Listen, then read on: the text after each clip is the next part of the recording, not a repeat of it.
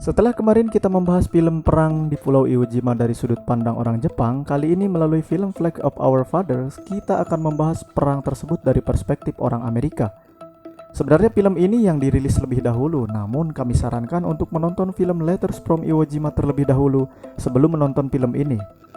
Film yang didasarkan pada buku karya James Bradley dan Ron Powers ini digarap secara apik oleh Clint Eastwood dan diproduseri oleh Steven Spielberg. Berbeda dari bukunya yang memakai jalan cerita linear, film ini dikisahkan dengan alur maju mundur. Namun, untuk memudahkan memahami jalan ceritanya, alur film akan kami buat secara linear.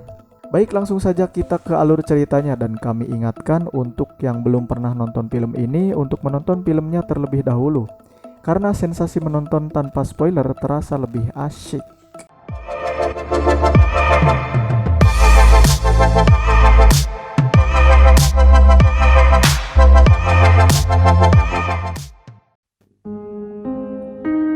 Film ini berfokus pada kisah 3 prajurit Amerika Serikat yang masih hidup, yang ada dalam foto pengibaran bendera Amerika Serikat di Gunung Suribachi.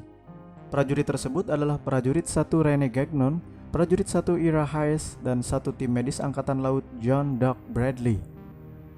Di bulan Desember 1944 saat peperangan di front Eropa sudah mendekati akhir, namun tidak demikian dengan di front Pasifik.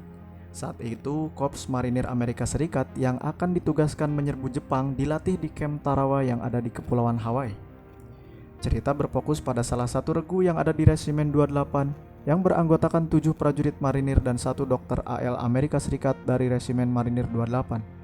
Mereka adalah Sersan Mike Strang, prajurit 1 Rene Gagnon, prajurit 1 Ira Hayes, Kopral Harlon Block, prajurit 1 Franklin Sousley, Sersan Hank Hansen, dan prajurit 1 Rob Ignatowski, serta 1 tim medis Angkatan Laut John Doug Bradley. Sebelum diberangkatkan ke Iwo Jima, mereka dilatih mendaki gunung dan berlatih turun dari kapal perang Huygens. Dalam pengarahannya kepada para prajurit, Kapten Shepherd's mengatakan bahwa mereka akan bertempur di wilayah musuh dan pastinya akan menemui perlawanan keras dari serdadu Jepang yang terkenal tidak takut mati. Dalam perjalanan menuju Iwo Jima, para prajurit masih tampak santai dan masih bisa tertawa-tawa. Dan waktu penyerbuan ke Iwo Jima tiba, armada Angkatan Laut Amerika Serikat sampai di lepas pantai Iwo Jima dan mulai menembaki posisi-posisi pertahanan Jepang yang berada di Gunung Suribachi. Para prajurit di kapal bersorak, mereka mengira dengan tembakan-tembakan tersebut sudah berhasil melemahkan tentara Jepang. Pada malam sebelum pendaratan, Mike ditugaskan sebagai komandan peleton 2 oleh Kapten Shepherd's. Doc Bradley diperingatkan oleh Sersan Mike agar peralatan medisnya tidak terlihat mencolok karena akan menjadi sasaran tentara Jepang. Seperti kita tahu di film sebelumnya bahwa Jepang mengincar tim medis mereka karena akan banyak tentara yang mati bila tidak dirawat oleh tim medis. Sementara itu, Ira Hayes yang tampak termenung diledek oleh teman-temannya. Namun saat ia menunjukkan foto-foto para tawanan tentara Jepang yang dipenggal dan disiksa ketika tertangkap, semua temannya akhirnya tersadar bahwa lawan mereka kali ini tidak main-main. Hari berikutnya, 19 Februari 1945, para prajurit marinir didaratkan di pantai dengan kapal pendarat. Namun ketika sampai di bibir pantai, mereka keheranan karena tidak menemui perlawanan sama sekali dari tentara Jepang. Tidak seperti yang terjadi di Normandia, di mana mereka langsung ditembaki ketika masih berada di kapal pendarat. Namun ketika para prajurit marinir mulai maju semakin jauh ke daratan, tentara Jepang yang bersembunyi di gua-gua dan lubang perlindungan mulai menembaki mereka dan menjadi sasaran empuk tentara Jepang. Hal ini bisa kita lihat di film Letters from Iwo Jima, di mana para serdadu Jepang menunggu pantai dipenuhi oleh tentara Amerika Serikat sebelum mereka mulai menembak. Serangan demi serangan dari kedua pihak berlangsung sangat sengit. Korban pun terus berjatuhan di pihak marinir Amerika Serikat yang mulai frustasi karena tidak bisa melihat arah tembakan pasukan Jepang. Artileri berat pasukan Jepang juga menembaki kapal-kapal Angkatan Laut Amerika Serikat dan para marinir yang sedang berada di lepas pantai. Setelah beberapa kali mencoba, peleton 2 akhirnya sukses melumpuhkan gardu pertahanan Jepang yang membuat mereka kerepotan. Bersama peleton marinir lainnya, mereka berusaha maju ke dekat bukit. Sementara itu perlawanan musuh semakin berkurang karena seperti yang kita ketahui di film sebelumnya bahwa pasukan Jepang mulai kehabisan amunisi. Ketika kawasan pantai sudah berhasil dikuasai, 2 hari berikutnya prajurit marinir berfokus menyerang Gunung Suribachi di bawah hujan tembakan artileri dan senapan mesin Jepang. Kapal-kapal angkatan laut membantu dengan melakukan tembakan bantuan ke arah punggung Gunung Suribachi. Setelah melalui pertempuran yang melelahkan dan menelan banyak korban, Gunung Suribachi akhirnya bisa direbut. Para prajurit marinir menghabiskan 4 malam berikutnya bersembunyi di lubang perlindungan untuk menghindari tembakan tentara Jepang yang tersisa. Pada pagi hari, tanggal 23 Februari, satuan peleton di bawah komando Heng diperintahkan mendaki Gunung Suribachi. Mereka diperintahkan oleh komandannya untuk mengibarkan bendera Amerika Serikat di puncak gunung.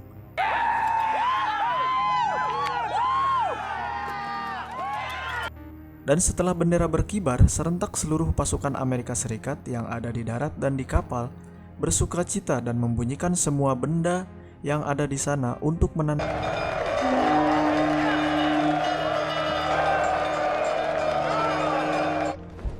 Namun sesaat kemudian, para marinir yang mengibarkan bendera tersebut dibuat terkejut saat mereka ditembaki oleh tentara Jepang yang masih tersisa dari lubang persembunyiannya. Mereka pun langsung bergegas untuk menyerang balik tentara Jepang tersebut dan mereka pun akhirnya berhasil tanpa satupun korban dari pihak Amerika Serikat. Menteri Angkatan Laut James Forrestal yang baru saja mendarat di Iwo Jima menginginkan bendera yang dikibarkan di puncak Suribachi. Ia pun lalu memerintahkan bawahannya untuk mengambilnya. Kolonel Johnson yang diperintahkan untuk mengambil kembali terlihat sangat kesal. Namun ia tidak bisa menolak perintah atasannya tersebut. Ia pun menyuruh Kapten Severance untuk mengambil bendera tersebut dan menggantinya dengan bendera lainnya. Severance lalu menugaskan Rene untuk naik ke atas gunung dan mengganti bendera bersama peleton kedua.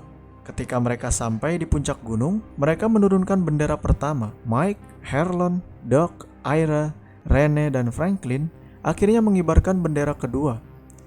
Peristiwa ini sepertinya tidak penting, namun diabadikan oleh fotografer perang bernama Joe Rosenthal. Dan hasilnya adalah foto pengibaran bendera Iwo Jima yang sangat epik dan menginspirasi rakyat Amerika Serikat. Saat sedang melakukan pembersihan di sekitar Bukit Suribachi, Ira dan temannya mendengar suara dentuman dari dalam bukit. Lalu mereka pun mencari sumber suara yang berasal dari dalam gua. Dan alangkah kagetnya mereka saat menemukan mayat-mayat tentara Jepang yang sangat mengenaskan. Tentara Jepang tersebut rupanya mati bunuh diri dan kematian mereka digambarkan dengan jelas dalam film Letters from Iwo Jima dengan menggunakan granat. Pada tanggal 1 Maret, ketika peleton kedua sedang berpatroli, mereka dihadang oleh tim senapan mesin Jepang. Mike memerintahkan Harlon dan regu tembak mereka untuk melumpuhkan gardu senapan mesin Jepang. Setelah penembak Jepang tersebut jatuh, Mike memerintahkan 2 orang anggota mereka untuk mengeceknya. Seorang tentara marinir AS tertembak dalam insiden tersebut. Mike memeriksa marinir tersebut. Dia pun berbalik dan memerintahkan unitnya untuk kembali bergerak naik. Namun, tak disangka beberapa saat kemudian, Mike terpental jatuh setelah peluru meriam yang ditembakkan Angkatan Laut AS mendarat tepat di sebelah kanannya. Di tengah asap dan kekacauan yang terjadi, seorang prajurit Jepang mengambil alih senapan mesin tadi. Sebelum tewas tertembak, prajurit tersebut berhasil melepaskan beberapa tembakan ke arah Mike, hingga ia menderita luka berat. Doc Bradley pun berusaha sekuat tenaga untuk menolong Mike, namun Mike akhirnya tewas karena kehabisan banyak darah. Kematian Mike membuat moral peleton runtuh. Pertempuran pun terus berlanjut. Hank tertembak di bagian dada dan tewas seketika. Doc yang berada di dekatnya tidak bisa berbuat banyak.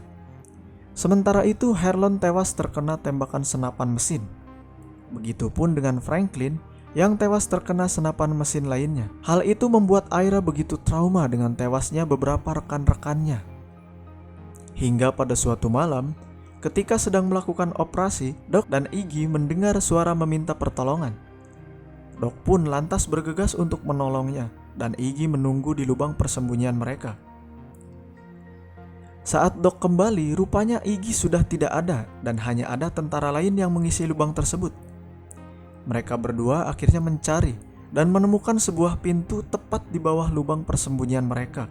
Rupanya Iggy diculik tentara Jepang dan diseret ke dalam gua. Jasad Iggy yang penuh dengan bekas-bekas siksaan ditemukan beberapa hari kemudian oleh Doc. Dan dari 8 prajurit dalam satu peleton yang diceritakan tadi, hanya 3 prajurit yang selamat, yakni Doc, Ira, dan Rene. Beberapa hari setelah tewasnya Franklin, Doc terluka setelah terkena tembakan artileri ketika mencoba menyelamatkan seorang rekan satu korpsnya. Namun meskipun dengan tubuh yang terluka, Doc masih berusaha menyelamatkan rekan-rekannya yang sekarat. Dan akhirnya Doc berhasil selamat dan dikirim pulang ke tanah air. Pertempuran pun berakhir pada 26 Maret dengan kemenangan Korps Marinir Amerika Serikat. Sementara itu di tanah air, media massa memuat foto pengibaran bendera kedua di Iwo Jima. Hal tersebut membuat optimisme rakyat Amerika untuk memenangkan perang kembali merekah. Ketika ditanya oleh komandan nama-nama prajurit dalam foto, Rene menyebutkan 5 nama. Selain dirinya sendiri tentunya, Rene memberitahu keempat rekan dalam foto tersebut adalah Mike, Doc, Franklin, dan Hank. Rene mengira prajurit yang memegang bagian pangkal tiang adalah Hank, padahal sebenarnya prajurit tersebut adalah Harlon. Dia juga menyebutkan bahwa Ira adalah prajurit ke-6 dalam foto. Sementara itu, Ibu Harlon yang menerima surat kabar yakin bahwa foto yang ada di dalam surat kabar tersebut adalah anaknya Harlon. Namun dalam koran tersebut disebutkan bahwa itu adalah Hank. Ia pun bersikeras menyebutkan kepada suami dan anaknya bahwa itu adalah Harlon karena dia sangat tahu dengan kondisi tubuh anaknya. Pernyataan Rene yang menyebutkan nama-nama rekan yang ada dalam foto tersebut rupanya dikoreksi oleh Ira yang mengatakan prajurit ke-6 bukanlah dirinya, melainkan Harlon. Ira bersikeras menyangkal dirinya ada di dalam foto. Dia bahkan sampai mengancam Rene dengan meletakkan pisau di leher Rene. Walaupun Ira sudah diberitahu oleh Rene bahwa mereka akan dikirim pulang, Ira tidak juga mau mengaku bahwa itu adalah dirinya. Rene yang terus didesak oleh atasannya setelah diancam akan dikirim kembali ke area pertempuran, akhirnya menegaskan bahwa prajurit ke-6 adalah Ira. Namun Rene tidak memberitahu hal yang sesungguhnya, bahwa prajurit yang memegang pangkal tiang adalah Harlon dan bukannya Hank. Sementara itu, Doc yang masih berada di rumah sakit mengetahui foto pengibaran bendera di Iwo Jima dan dia membaca bahwa salah satu tentara tersebut adalah dirinya. Setelah keluar dari rumah sakit, Doc dan 2 rekannya yang masih hidup, Ira dan Rene, ditugaskan berkeliling ke negara-negara bagian untuk mempublikasikan penjualan obligasi perang yang sangat dibutuhkan oleh Amerika Serikat. Sesampainya di Washington, mereka berjumpa dengan Bud Gerber dari Departemen Keuangan Amerika Serikat yang akan berperan sebagai promotor tour mereka ke negara-negara bagian AS. Doc yang mengetahui bahwa Ibu Hank masuk ke dalam daftar ibu-ibu dari pengibar bendera yang tewas sempat bingung karena sesungguhnya itu bukanlah Hank, melainkan Harlon. Hal tersebut sangat membuat Ira marah karena Hank yang mengibarkan bendera pertama bukan bendera kedua seperti yang ada di dalam foto. Namun cerita sudah kadung tersebar dan jika hal tersebut diketahui oleh orang-orang, maka akan berdampak buruk untuk penjualan obligasi perang. Bud menyatakan jika mereka membuat kesalahan, maka tidak akan ada dana untuk membayar dana perang. Setelah perdebatan yang cukup panjang, akhirnya mereka bertiga sepakat tidak akan memberitahu siapapun bahwa prajurit misterius yang memegang pangkal tiang bendera adalah Harlon Block dan bukan Hank. Ketiganya kemudian dibawa menghadap kepada Presiden Harry Truman. Presiden pun mengatakan bahwa negara saat ini sedang membutuhkan mereka untuk mengumpulkan dana sumbangan perang dalam bentuk obligasi. Mereka diminta untuk melakukan yang terbaik untuk negara. Dalam perjalanan tur pun, mereka bertiga selalu menjadi pusat perhatian. Banyak yang meminta tanda tangan dan tak jarang para pengusaha memperkenalkan diri kepada mereka dan mengajak berbisnis dengan mereka karena ketenaran mereka saat itu bisa mendongkrak penjualan perusahaannya. Ira yang masih trauma dengan perang tidak tahan dengan gelar pahlawan tersebut. Ia hanya bisa menangis dan meratapi teman-temannya yang gugur di medan perang. Di negara bagian pertama yang mereka kunjungi, mereka disambut meriah oleh rakyat Amerika. Rene berpidato mewakili mereka bertiga dan mendapat aplaus meriah dari hadirin. Ira yang selalu sinis kepada Rene beradu mulut di lorong dan hampir terjadi perkelahian di antara mereka. Dalam sebuah perjamuan makan malam di mana para ibu-ibu tentara yang gugur di medan perang diundang, Doc bertemu dengan Ibunda Hank. Ia bertanya kepada Doc apakah itu benar anaknya, karena ia sendiri agak ragu bahwa Hank lah yang ada dalam foto tersebut. Namun Doc yang tidak ingin rahasia mereka terbongkar menyebutkan kalau itu memang benar-benar Hank karena kejadiannya sangat cepat. Sementara itu Ira yang bertemu dengan Ibunda Mike tak kuasa menahan air matanya.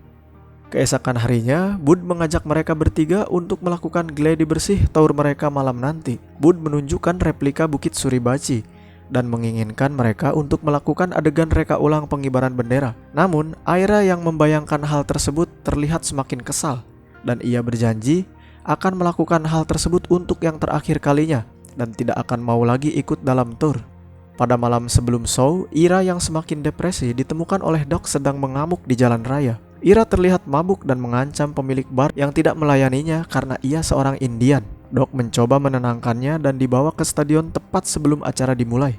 Saat acara berlangsung, Ira tampak sempoyongan sekali di atas panggung. Dan ketika usai acara, Ira begitu mabuk dan muntah ketika ditemui oleh Komandan Korps Marinir Jenderal Alexander Van der Griep. Van der Griep sangat murka kepada Bud dan Case. Ia memerintahkan agar Ira segera dipulangkan. Hal itu sangat memalukan bagi kesatuannya dan tidak menunjukkan penghormatan untuk teman-temannya yang telah gugur. Ketika disuruh pulang oleh Case, Ira mengaku dirinya tidak tahan lagi dengan perlakuan sebagai pahlawan. Dan sejatinya pahlawan sesungguhnya adalah rekan-rekannya yang gugur di Iwo Jima. Sepeninggal Ira, Doc dan Rene melanjutkan tour mereka. Rene pun akhirnya menikahi tunangannya dan menjadi media darling. Namun gosip tentang foto tersebut mulai beredar dan Doc semakin sering dikejar oleh wartawan tentang kebenaran foto tersebut. Pada bulan September 1945, perang pun berakhir. Doc, Rene, dan Ira pulang ke tempat asal mereka pasca tur panjangnya. Doc menikahi tunangannya dan membuka usaha rumah duka yang ia cita-citakan sedari dulu. Sementara itu, Ira kembali ke penampungan suku Indian dan menjadi petani di sana. Sesekali ada warga yang meminta foto bersama Ira sambil memberi uang sebagai imbalan. Sementara itu, ketenaran Rene mulai memudar. Ia pun mulai diacuhkan oleh para pengusaha yang dulu meminta dirinya untuk bekerja sama di perusahaan mereka. Ira yang mengalami depresi pasca perang sering keluar masuk penjara. Pada suatu hari pada tahun 1952, Ira yang baru keluar dari penjara melakukan perjalanan panjang ke Texas untuk menemui keluarga Herlon Block. Dia mengaku kepada Ed Block, ayah dari Herlon, bahwa prajurit yang memegang pangkal tiang bendera dalam foto tersebut sebenarnya adalah Herlon dan bukan Hank. Ia berharap hal tersebut bisa kembali membuat keluarga Herlon bisa kembali bersatu setelah ibunya bercerai karena masalah tersebut. Mereka bertiga akhirnya berjumpa kembali untuk terakhir kalinya pada tahun 1954 di saat peresmian Tugu Peringatan Perang Korps Marinir Amerika Serikat. Dan pada tahun berikutnya, Ira meninggal setelah minum-minum sepanjang malam. Namun, media memberitakan kalau ia meninggal akibat terkena sambaran petir. Rene akhirnya bekerja di sebuah sekolah menengah atas sampai berpulang pada tahun 1979. Dan pada tahun 1995, sebelum menghembuskan napas terakhirnya, Doc berbicara kepada putranya, James, tentang Captain Seperench yang mengajak anak-anak buahnya berenang setelah mengibarkan bendera di Iwo Jima. Lalu adegan pun kembali ke tahun 1945, di mana para prajurit berenang di laut setelah mengibarkan bendera di puncak Gunung Suribachi. Dan film pun usai. Ya, film ini memberikan gambaran kepada kita betapa menderitanya para veteran perang dengan trauma yang mereka alami. Begitu pula dengan keluarga yang ditinggalkan oleh putra mereka yang meregang nyawa di medan perang. Seperti kata pepatah, menang jadi arang dan kalah jadi abu.